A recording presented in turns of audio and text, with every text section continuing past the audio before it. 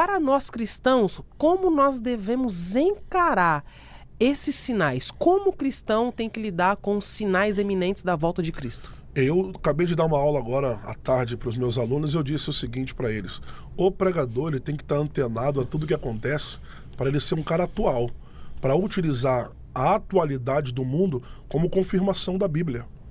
A Bíblia diz que nos últimos dias haveriam sinais.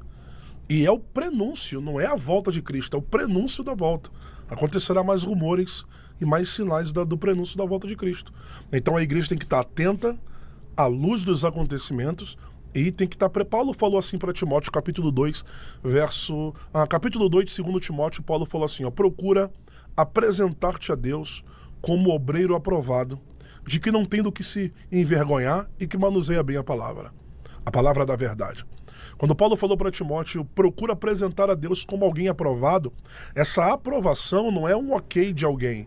Essa aprovação é um preparo de um pregador, um preparo de alguém que está na expectativa de Deus e ele está se preparando para se encontrar com Deus. Preparação, tem alguém preparado mental, emocional e espiritual. A igreja tem que estar preparada. E esse preparo é um preparo oriundo de conhecimento. Saber o que das coisas, estar atento aos sinais que estão vindo por aí, e esses são prenúncios que Jesus está voltando.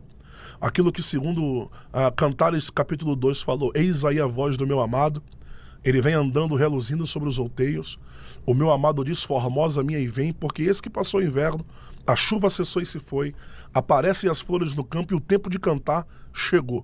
O tempo de cantar está chegando. E para a igreja começar a cantar, os prenúncios vão acontecer. Isso aí é pouco ainda. É pouco. Vai Tem piorar. muita conspiração, obviamente. Mas estamos na 1/10ª hora da igreja. A última hora da igreja é agora. Nós, como servos de Deus, temos que estar preparados. Preparados. Existe a morte única, né, que é pessoal, cada um se encontra com Deus no seu dia da sua morte, mas existe o arrebatamento da igreja, quando a trombeta tocar. E esse tempo está chegando. Esse tempo está chegando. E não é uma conspiração da Bíblia, não é os crentes que estão pregando. É a terra, como Paulo disse, a terra geme. Rumores, trovões, a água está saindo do seu limite original. Porque as águas têm limite. E o limite das águas é a praia. Por isso que eu sou do Rio de Janeiro, eu sei muito bem, né, aqui no litoral, quando você vai para a praia, você fica no limite das águas, que é na areia, porque as águas têm limite. Você pode perceber que os limites das águas não estão sendo respeitados. Maremotos e trovões, os mares estão quebrando limites, estão vindo já para as ruas, e vai ser o prenúncio, irmão. Nós estamos preocupados com coisas terrenas e coisas espirituais estão acontecendo. A unificação dos países, uma moeda só será colocada, não é? Uma moeda para ser controlada por todo mundo já está sendo eminente aí. Não é uma ideia futura, já está pronta, já está quase unificando todos os povos. É a volta do anticristo. E o prenúncio da volta do anticristo é o arrebatamento da igreja. Nós, como igreja, temos que estar preparados emocionalmente, espiritualmente, tá? Fisicamente para o arrebatamento. Muito mais espiritualmente. E, infelizmente, nós não estamos. A nossa preocupação é com cadeira, com microfone, com carro, com casa, com bens materiais. Cara, vai ficar tudo aí. O salmista falou assim, ó. Sefer Tehelim, né? Sefer, livro, Tehelim, Salmos. Salmo 20, verso de número 1, verso 7. Eu não confio em carros e nem em cavalo. Por que o salmista falou isso? Porque carro quebra roda e cavalo quebra pata. Mas eu confio no Deus que fez os céus e a terra. Uns se encurvam e caem, mas nós permanecemos de pé. Uns é alguém, é uma classe de pessoas que vão se encurvar, mas uma outra classe ficará de pé. Eu sou da classe que não vai se encurvar. Eu sou daqueles que vai pregar até o último estado da vida e eu vou proclamar para todo o Brasil e o mundo saber: Jesus está voltando. E não é uma pregação só de uma escritura de papel. O que está ali no papel está se cumprindo hoje em dia. E eu levo isso muito a sério. Cara, muito a sério. Isso, você liberou uma chave aqui que a igreja, olha só, olha a minúcia disso aqui. A igreja tem que estar preparada para o arrebatamento e ela tem que estar preparada em diferentes esferas, emocional, física e espiritual. Por que emocional, física também? Porque a física é o conhecimento. Sim. É o conhecimento mental. Emocional é porque a OMS, que é a Organização Mundial da Saúde, falou que existem mais de 300 milhões de depressivos, ansiosos e estressados no mundo. E só a OMS diz que no Brasil são 19 milhões. 19,5, 19, quase 20 milhões, perdão, no Brasil, de ansiosos, depressivos e estressados.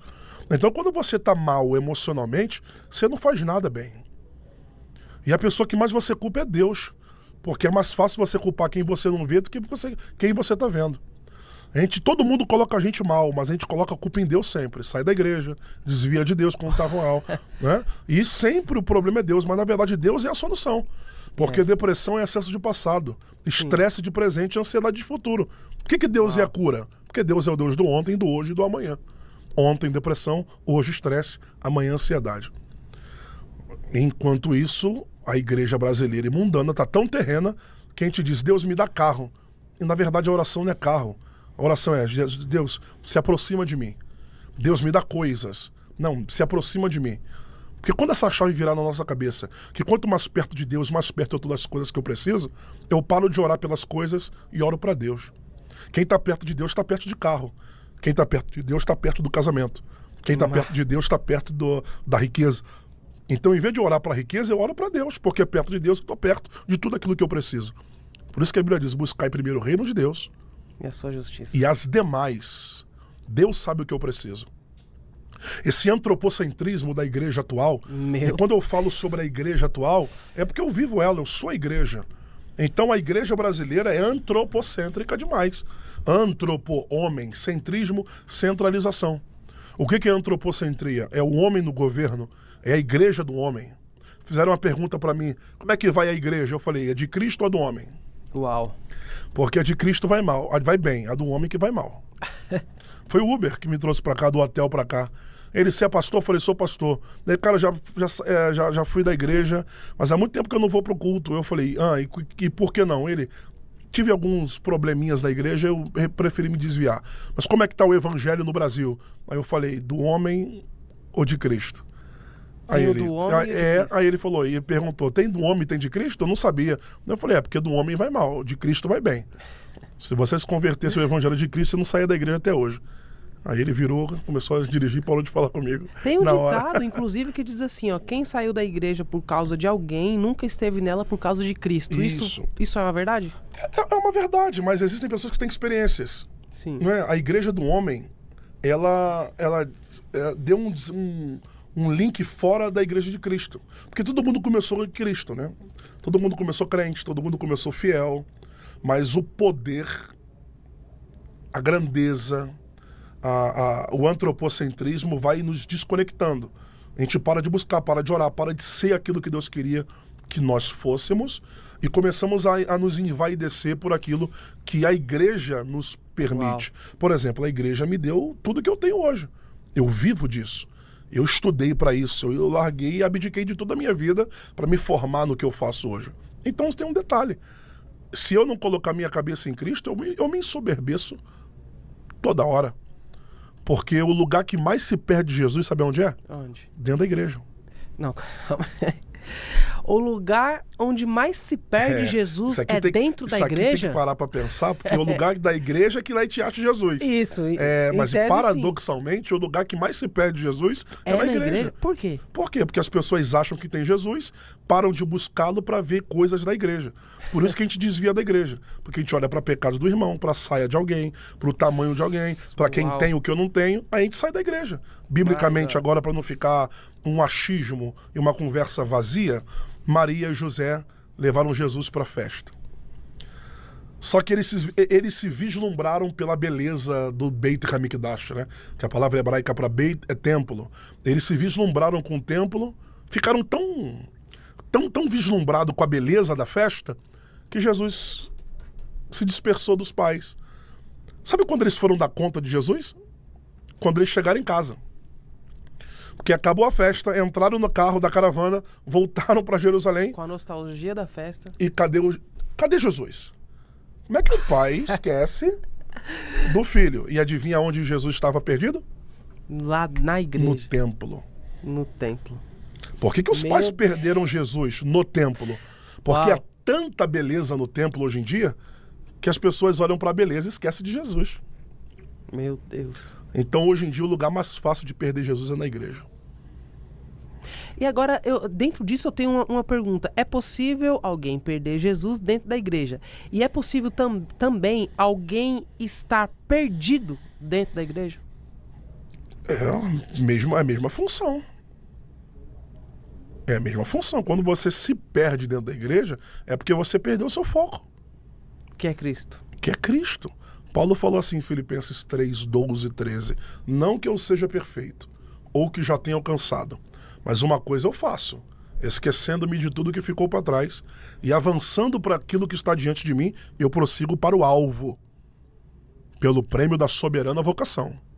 O meu prêmio depende do meu foco. Para eu receber a Keter, ou a Stefanos no grego, que é a coroa, e eu até quero abrir um parêntese aqui para dizer para você, todos nós que somos servos de Deus estamos numa corrida.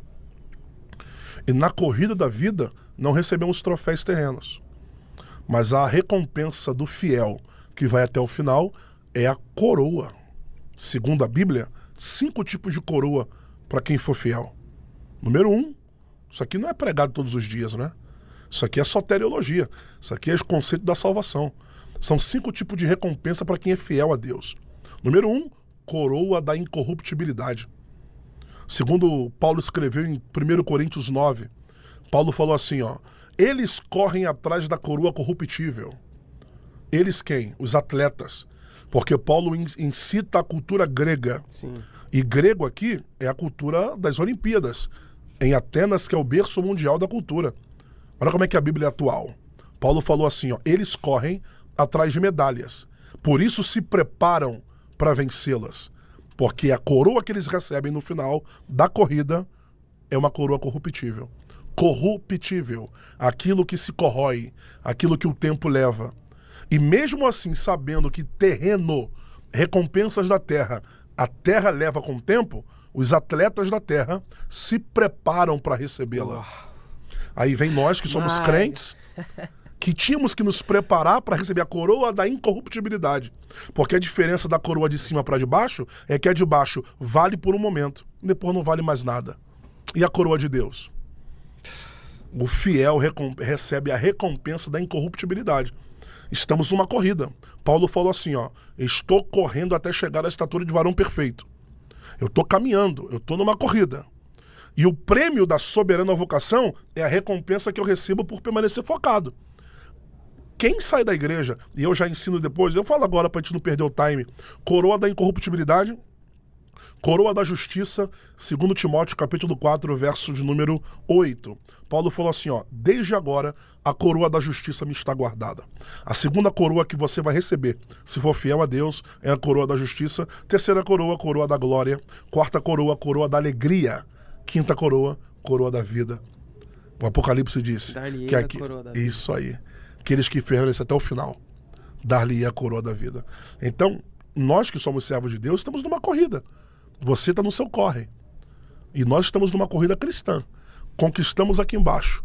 Mas se a terra não dá pra gente o que nós estamos trabalhando para ter, quem é fiel a Deus, o salário não atrasa, a recompensa está garantida. E não é uma coroa não, é 5 coroas para quem for até o final. Quando que é a coroa? No tribunal de Cristo, acontecerá o tribunal de Cristo, as bodas do Cordeiro, o casamento da noiva do noivo e a recompensa para quem é fiel. Agora, por exemplo, essa questão do arrebatamento, existem alguns teólogos que eles utilizam ali, eles vão numa linha de que não haverá um sumiço repentino de diversas pessoas no mundo. Que é o arrebatamento... Que é o arrebatamento físico. Isso. Você concorda com essa visão? Eu sou pré-tribulacionista. Eu acredito que a igreja será arrebatada no piscar de olhos. E nós seremos arrebatados. A palavra harpatizo, no grego, é arrebatar. Nós seremos levados. Nós seremos tirados da terra. Eu acredito. Então, na sua visão, quando menos pensar, toda a igreja, os salvos... Mas a Bíblia deixa muito claro. E quando haverá rumores de problemas na terra, de problemas que o mundo está vivendo, que isso aqui não é nada. ainda não é o fim. Vamos então passar vai por piorar. muita coisa. Isso aqui não é uma coisa para colocar medo, é o que a Bíblia diz. Sim. Vai piorar mesmo. Mas quando começar a piorar e todo mundo ouvir o evangelho, toda língua confessar e todo olho verá que Cristo é o Senhor.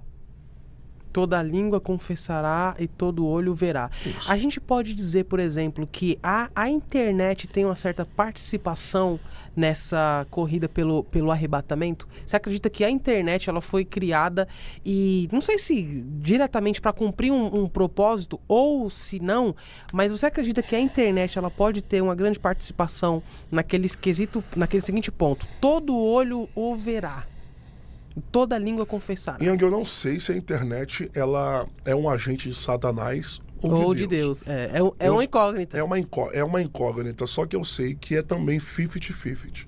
É Os dois. 50% para Opa. cada.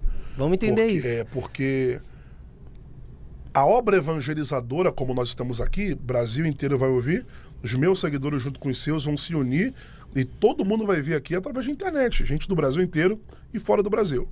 Mas também tem um monte de coisa ruim na internet. Então, se foi Deus, por que as ruins estão lá? E se foi o diabo, por que a coisa boa também está lá? Então a gente não tem uma resposta. Total sentido. A gente não tem uma resposta. Só que tem um detalhe. A internet, ela está acelerando o prenúncio da volta de Cristo, sim. Porque se não tiver internet, como é que as viagens seriam mais demoradas? Então tem pessoas que ouvem um louvor dentro de casa, sabe? Ouvem uma palavra no rádio, no YouTube, no Brasil inteiro, sabe? Então, os missionários estão se esvaindo. Não tem mais tanto missionário como antes. Existem pessoas que estão morrendo muito na janela das 40. Em todo o mundo tem missionários. Mas um grande propagador do evangelho é a internet. E a internet tem que tomar um cuidado dela. Porque ela pode ser levada para um lado bom, mas também é uma grande ferramenta para o inferno. Uau! Agora, o homem domina tudo, vocês já perceberam.